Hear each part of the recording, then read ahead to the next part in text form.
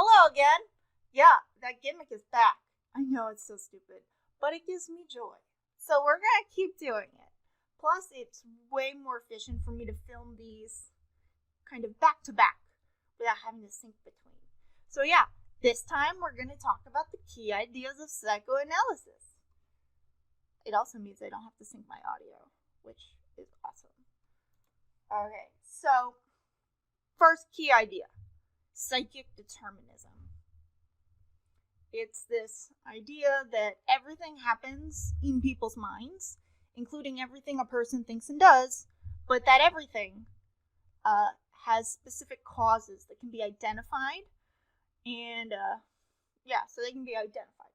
That there's essentially no such thing as like free will or random accidents or miracles or coincidence. None of those are a thing under psychic determinism. Everything happens for a reason. That if you crawl deeply into the unconscious,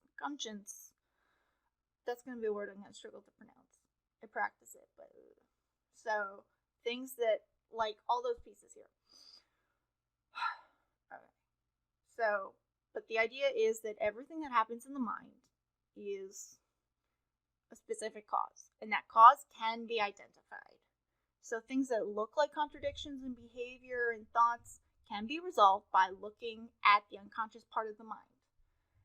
And this leads to the idea of the unconscious, where areas and processes of the mind are blah, blah, blah.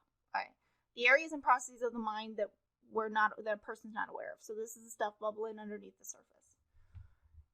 And to some extent, this is supported by modern research, which is pretty cool. So like kind of implicit aspects hit this. And you may recall from way back in like module 3, the measurement one about the implicit association test, or projective tests. Those come from the psychoanalytic tradition. So yeah, this is for the most part the unconscious piece is supported by modern research. Cool. Next, internal structure. So the mind is made of multiple parts, multiple separate parts that function independently and can conflict with each other. They're the psychological results of what the brain and the rest of the body do. So we've got the id, which is like the irrational emotional piece. It's the kind of instinctive one.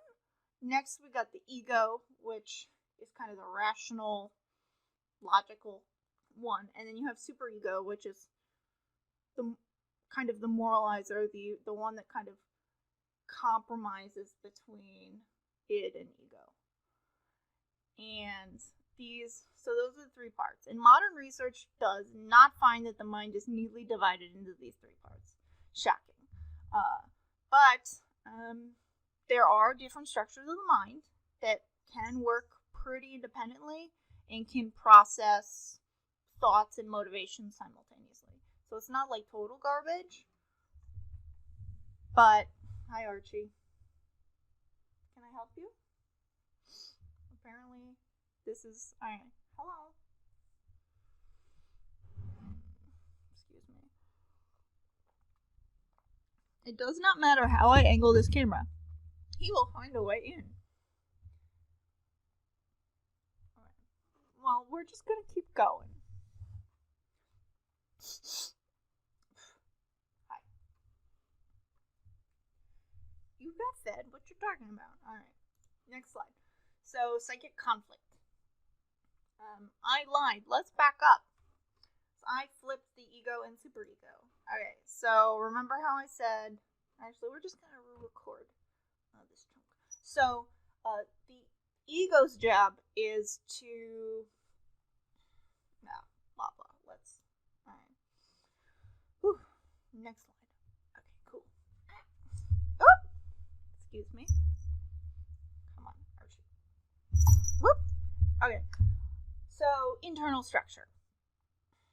Excuse me, I have a guest, clearly. So, the mind is made up of separate parts, according to psychoanalytic theory, that function independently and can conflict with each other. So in terms of a definition, so the mind is the psychological result of what the brain and the rest of the body do. Now, we got three pieces. Now, so the id, which is kind of the irrational and emotional. You've got the ego, which is the rational, and the superego, which is the moral. Now, the ego kind of negotiates between the superego and the id. Its job is to negotiate those two, and ideally they're not in conflict. But in reality, they're often in conflict. Now, in terms of modern research, the mind isn't actually this neatly divided. It just isn't. It'd be great if it was. But there are different structures of the mind that work independently and can process different thoughts and motivations simultaneously. Hi, Archie. That was sorry. So yeah. Now, psychic conflicts are last little chunk here, and it's this idea that the mind can conflict with itself. So all those different pieces can conflict. So psychic conflict, I'll give you a definition here, is the phenomenon of one part of the mind being cross-purposed with other parts. So essentially, here's where the ego's job comes in, is to find compromise and form around that. So the ego's job is to find compromise among the different structures of the mind and rectify the different things the individual wants. So the superego is all about what you ought to do, versus the id is kind of what you want to do.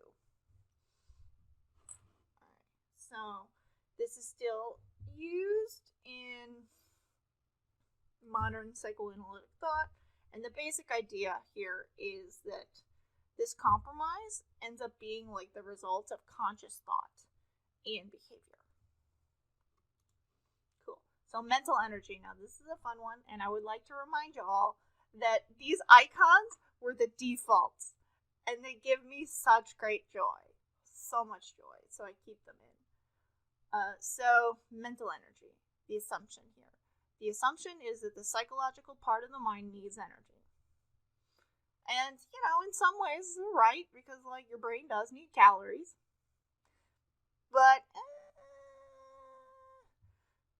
instead of calling them calories, they call them libido. And this is the mental or psychic energy used by the mind. And actually, its definition kind of changes over Freud's lifetime. So, it's a little hard to nail it down. But the idea, the key ideas here are that the amount of energy is finite and fixed. So you only have so much of it. And while there are some implications of this, Freud thought that if anger was not expressed, it would build up over time, so and it would just bubble up. But research shows that expressing anger, so essentially catharsis, actually makes people madder rather than less mad. And in terms of how this maps onto modern thought, besides my cutesy it's just calories, the idea is that information processing is limited. And just from just think about your own bandwidth. There's only so much stuff you can do in a day that you can handle. After some point you get exhausted. Yeah. Okay. So that's kind of the idea of mental energy. Now, obviously, there's so much controversy here. So much.